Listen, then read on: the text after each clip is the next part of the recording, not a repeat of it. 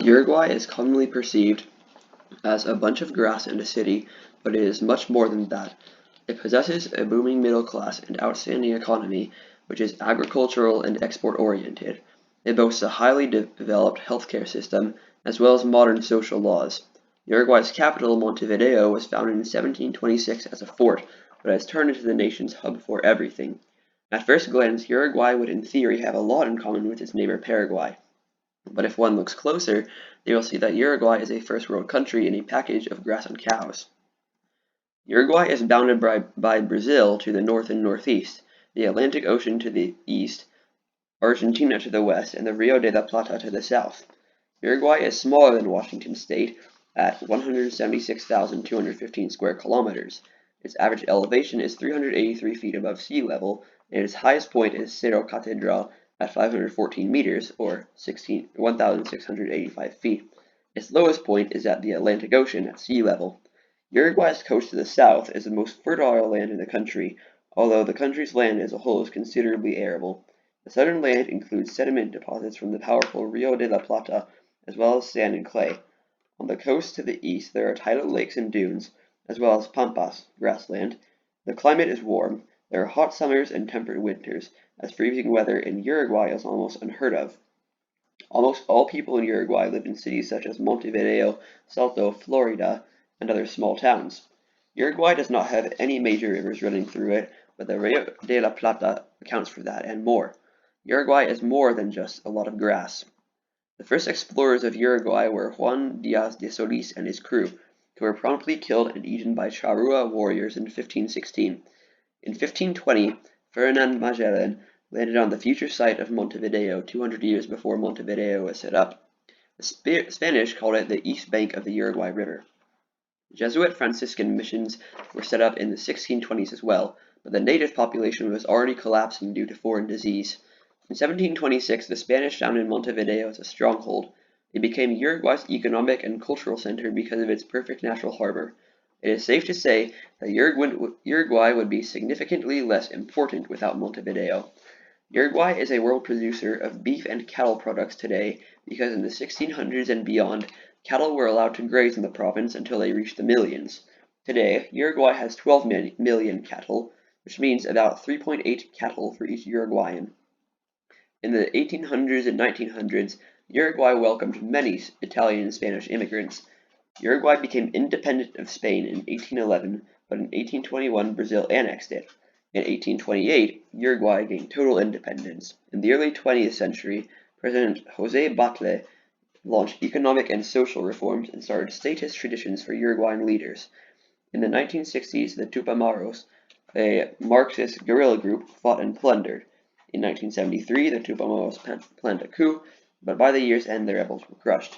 Civilian control was restored in 1985, and in 2004, the FA Party, the left-wing party, won elections. Uruguay's history helps us to see that colonizers had set Uruguay up for economic success with agriculture in the great city of Montevideo.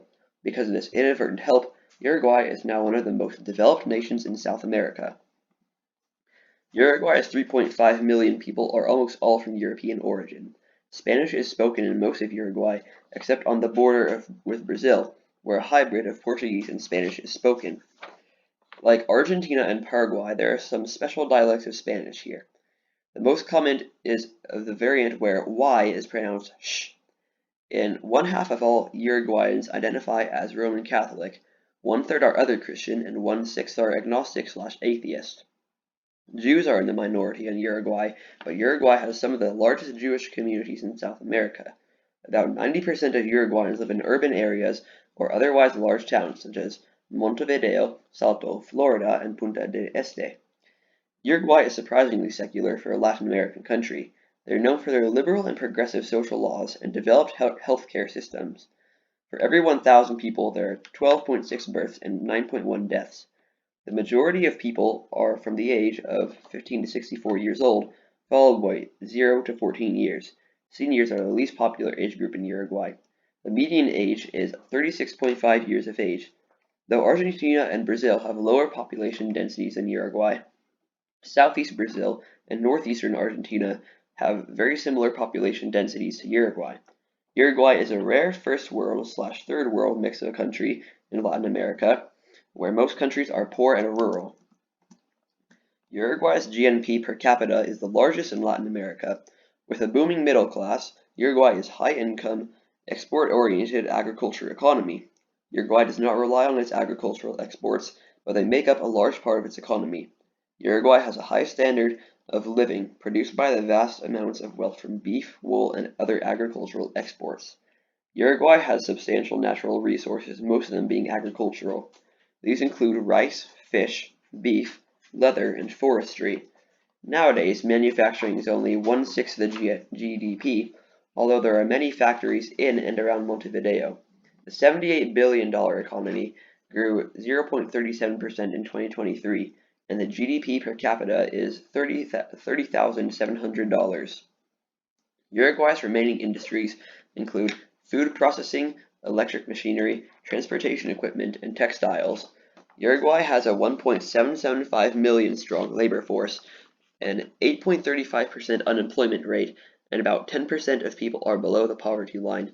Uruguay is a modern yet agrarian society in the truest sense of the words.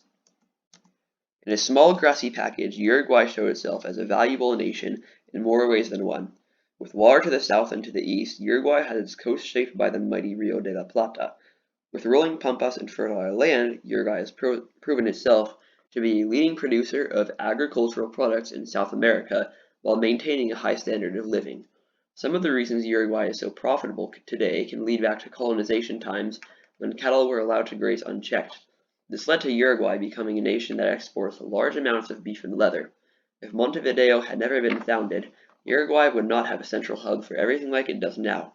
Spanish is mainly spoken, but between the cracks, one will see the fascinating little things such as Jewish communities, secular culture, and the progressive laws.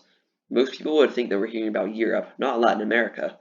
Most of all, even though Uruguay has a massive city that is a base for manufacturing and a large countryside with arable land to support crops, they rely on neither.